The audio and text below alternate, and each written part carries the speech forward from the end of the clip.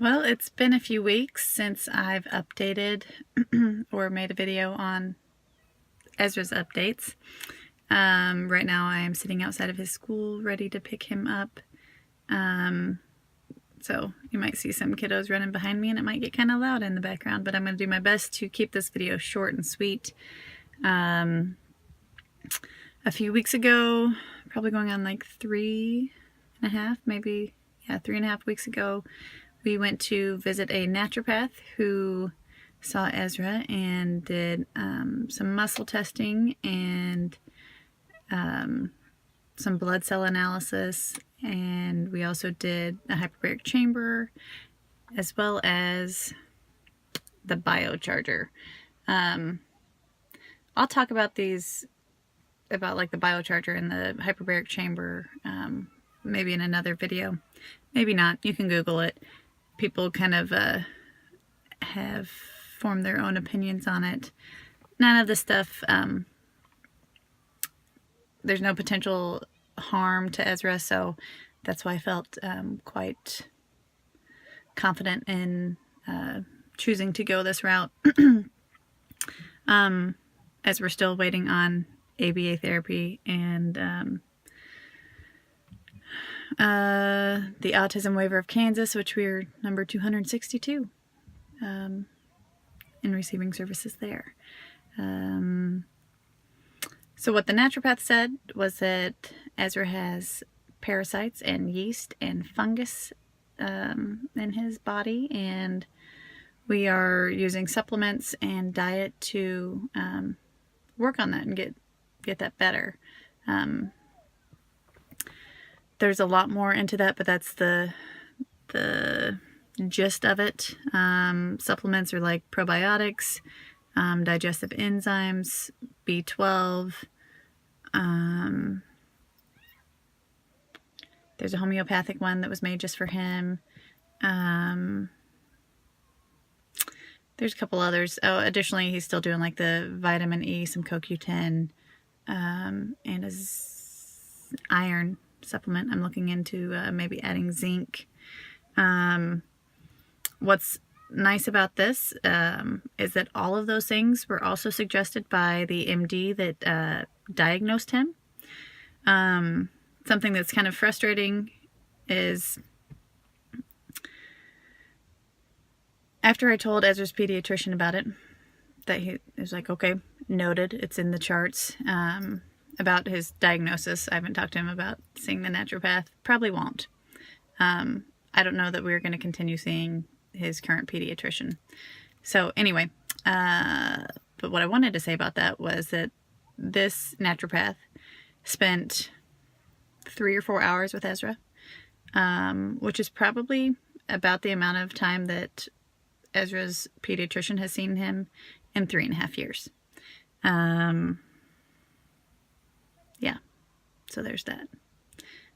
Actually, he probably hasn't even seen him that long because he's only in the office in the visit, our office visit, for like 10 minutes each time.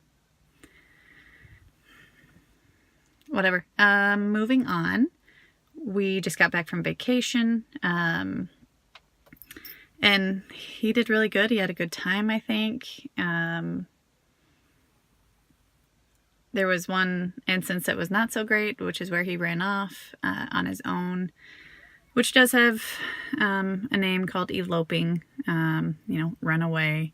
And mostly it's just because for that period of time he was unattended and he wanted to go do whatever he wanted to do. And he doesn't tell you or tell anybody, he just takes off. I am aware of this. Not everybody else is aware of this, so if you're watching this and you ever see my son or spend time with him, be aware that that is a possibility. Which is why I constantly have his hand, or like if we're out in public, or he's strapped into the stroller. Like, I'm not trying to be mean and restrictive. It's because he will run away in public. Now at home, I can't get him off of me or away from me. Now that's not true, but at home he sticks to me like glue, but in public he's gone. He's on his own. which would be totally fine if he would communicate that with other people or with me. Anyway, last thing that I wanted to say in regards to like our visit to the naturopath and being on the supplements, there was a dramatic difference in his stool once we started the supplements. So in addition to like the parasites and fungus and yeast, he essentially has what's called like leaky gut, and you're hearing it all over the place. I know that it's becoming more mainstream. And the reason I'm getting just kind of caught up here, tongue-tied, I guess, because there's like the naturopath side, there's the Western medicine side, and I'm very much here in the middle, especially in regards to my son. Because I don't want a bunch of medication and bullshit, and I'm also, you know, herbs and stuff aren't gonna take care of everything either. So anyway, after being on the supplements, his stools changed dramatically. Prior to the digestive enzymes and probiotics and stuff, his stools were what I would consider flaky. They weren't loose, but they weren't like cohesive. And that essentially means that like his body was not absorbing those nutrients, proteins, you know, so on and so forth. Whereas I'm saying like 3 days into using those, there was a huge difference. Now, while we were on vacation, I didn't take all of his supplements. I took most of them. The only one that I didn't take was his probiotic. And it was the last day that I noticed that his stool had reverted back to that flakiness, again, showing that he wasn't absorbing the things that he needs. Which all of this makes sense too, because he's got hypotonia, which is low muscle tone. So, you know, if you're not absorbing proteins, then how can you build muscle?